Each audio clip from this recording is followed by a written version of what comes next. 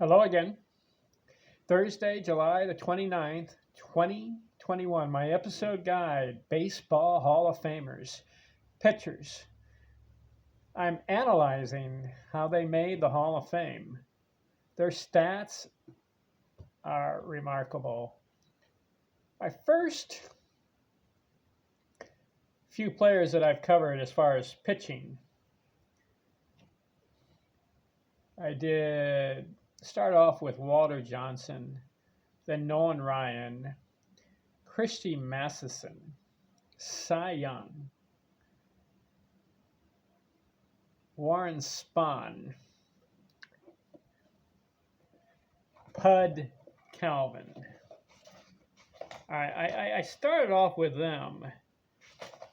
Why?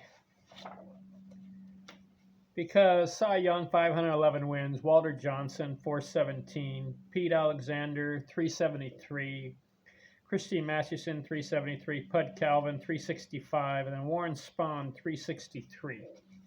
Now, there are other players that have over 300 wins, and I will get to them. But I'm taking a pause right now because I want to cover someone who had 4 no-hitters, and one of them was a perfect game. He's a lefty.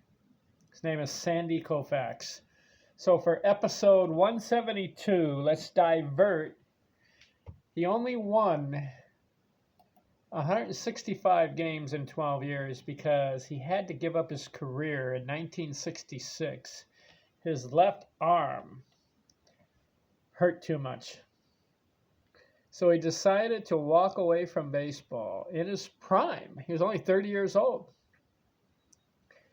He's a player that we could say what could have been. Now, how does Cy Young pitch 22 years and Nolan Ryan 27 years, yet Sandy Koufax only stopped at 12? That's an intriguing question. Why are some arms hurt and others don't? Conditioning? Anyway, Sandy Koufax, I wanted to put him in here because he had an incredible career too. 2,396 strikeouts in 12 years. So he was on a pace, probably 3,600 maybe strikeouts, maybe close to 4,000 if he plays 20 years. Did you know that one season he had 382 strikeouts in one season? And another season he had 317, and another one 306. So 3 seasons of 300 strikeouts plus. What does that tell you? It tells you dominance. It tells you when guys faced him, Mickey Mantle, Willie Mays, Henry Aaron, Ernie Banks, those guys, he was tough. Started off slow, 1955. I like where he started at 19 years old. Brooklyn Dodgers and then the LA Dodgers. Went 2-2. Next year, 2-4. Next year, 5-4.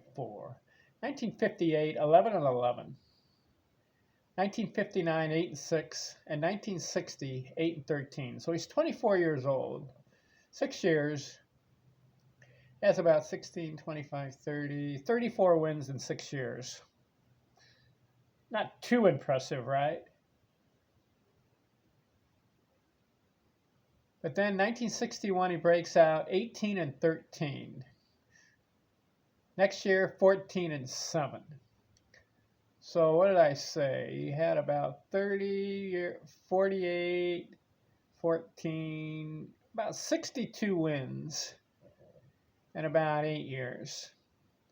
But 1963, Sandy Koufax, 27 years old, goes 25-5, 1.88 ERA, 311 innings, 306 strikeouts.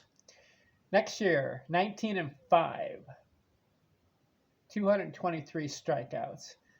1965, 26-8. 382 strikeouts. I mean, that was his prime right there. And 1966, 27-9.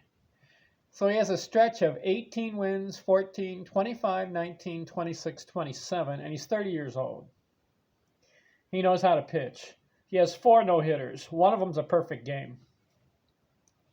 So he's 165 wins and 30 years old. But his arm hurt too much. He was taking too much medicine, and he walked away from the game. At 87 losses, 2.76 ERA. The strikeouts, he's averaging about 200 strikeouts a year. Because remember, the first 6 or 7 years, he's not winning very much. But when he got going, oh my God, he was one of the toughest left-handed pitchers of all time, Sandy Koufax. And in the World Series, he pitched Game 7 on 2 days rest and shuts them out. The Minnesota Twins. That was 1965. Wow, what a player, Sandy Koufax. So I wanted to divert and just plug him in my top 10 as far as what could have been pitching. Is he one of the greatest left-handed pitchers of all time? That can be debated because there's some other good lefties. And the next guy I want to focus on is one of the present-day 20th century players, 21st century players. Randy Johnson. He'll be next. Then I'll get to some of the old school guys who have racked up a lot of wins, and then we'll go from there, okay? Thanks for watching. I'm out.